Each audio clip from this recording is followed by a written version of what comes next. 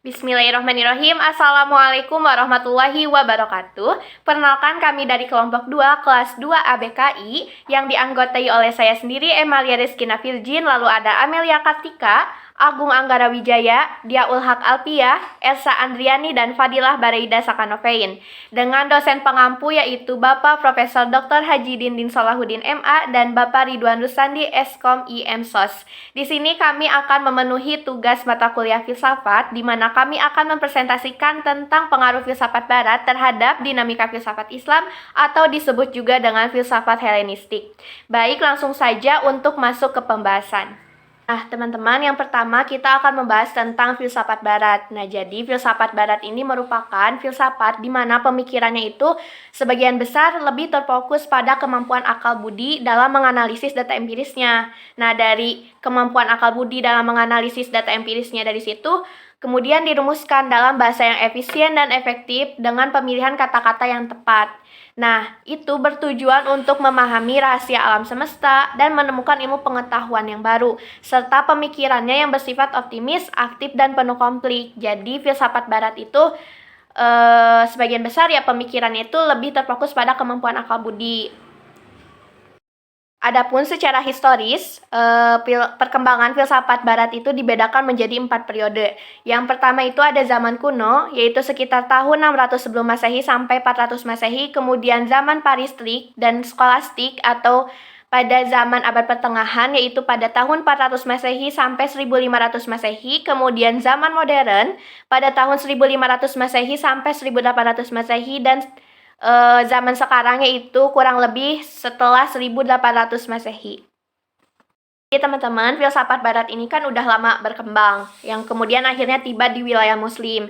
Dan itu kan hal itu bisa dibuktikan dengan adanya penerjemahan buku-buku Yunani, adanya kemunculan filosof Muslim seperti Ibnu Rushd, Al-Kindi, Al-Farabi, dan sebagainya, serta adanya ekspansi filsafat di dunia timur seperti di Cina, India, Mesir, dan Persia. Nah, terus mengapa penyebab diterimanya filsafat Barat itu mengapa?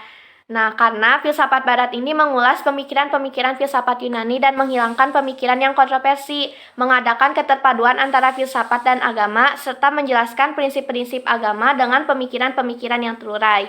Nah, mungkin akan dijelaskan di pembahasan berikutnya pengaruh filsafat Barat terhadap filsafat Islam. Nah, yang selanjutnya itu pembahasan tentang filsafat Islam. Jadi, filsafat Islam ini sering disebut dengan filsafat Arab yang merupakan sebuah kajian sistematis terhadap kehidupan, alam semesta, etika, moralitas, pengetahuan, pemikiran, dan juga gagasan politik yang dilakukan di dalam dunia Islam atau pada peradaban umat Islam dan berhubungan dengan ajaran-ajaran Islam. Nah, jadi pada hakikatnya filsafat Islam ini adalah filsafat yang bercorak Islami. Nah, terus filsafat Islam ini tuh berpikir dengan bebas dan radikal, tetapi tetap pada taraf makna dan mempunyai sifat, corak, serta karakter yang menyelamatkan pada kedamaian hati. Jadi filsafat Islam ini memiliki ciri khas, corak, karakter, dan sifat pada yang menyelamatkan pada kedamaian hati. Nah, karena ini salah satu timbulnya filsafat dalam dunia Islam itu kan yang pertama adalah faktor dorongan ajaran umat Islamnya itu sendiri, yaitu untuk membuktikan adanya Allah. Islam menghendaki agar umatnya memikirkan tentang penciptaan langit dan bumi, dan penciptaan tersebut tentu ada yang menciptakannya. Pemikiran yang demikian itu kemudian menimbulkan penyelidikan dengan pemikiran filsafat dalam Islam.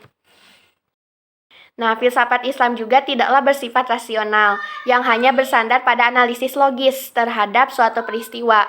Nah, filsafat Islam juga memiliki jejak spiritual untuk memasuki dimensi kegaiban. Nah, rasionalitas pada filsafat Islam itu terletak pada kemampuannya menggunakan potensi, berpikir secara bebas, radikal, dan berada pada tataran makna untuk menganalisis fakta-fakta empirik dari suatu kejadian, dan menjadikan saksi kehadiran Allah dalam realitas kehidupannya. Jadi pada filsafat Islam ini menjadikan saksi kehadiran Allah dalam realitas kehidupan. Nah, selain itu, filsafat Islam juga dikatakan dimulai oleh pengaruh kebudayaan Helenis yang terjadi akibat bertemunya kebudayaan Timur Persia dan kebudayaan Barat Yunani. Nah, mungkin selanjutnya akan dijelaskan oleh Amel tentang pengaruh filsafat Barat tadi terhadap dinamika filsafat Islam. Bismillahirrahmanirrahim, saya Amelia Kartika akan melanjutkan pembahasan dari Emal. Baik, materi selanjutnya yaitu mengenai pengaruh filsafat barat terhadap dinamika filsafat Islam. Nah, filsafat barat yang dimaksud di sini adalah filsafat Helenistik. Filsafat Helenistik adalah filsafat pada periode filsafat barat yang berkembang pada periode Helenistik setelah Aristoteles dan berakhir dengan permulaan Neoplatonisme.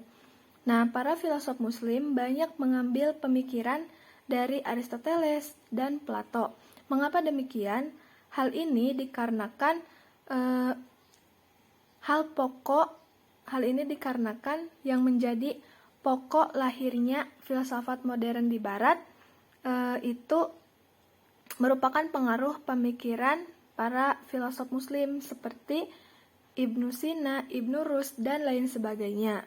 Nah, kemudian filsafat Helenisme yang telah diislamisasikan oleh para filosof muslim ini, terutama yang berasal dari pemikiran Aristoteles, Plato, dan Neoplatonisme, oleh Nurholis Majid tidak lantas menjadikan filsafat Islam sebagai karbon kopi Helenisme, akan tetapi telah memperoleh nuansa baru dengan masuknya ajaran wahyu atau Islam.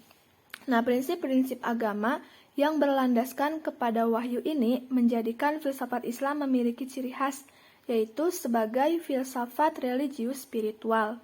Nah, kemudian pengaruh yang ditimbulkan selanjutnya adalah adanya persamaan antara filsafat dan agama, karena keduanya sama-sama membicarakan tentang kebenaran. Agama memahami wahyu dengan mempergunakan akal, maka sama halnya dengan filsafat yang menggunakan kebenaran akal pula.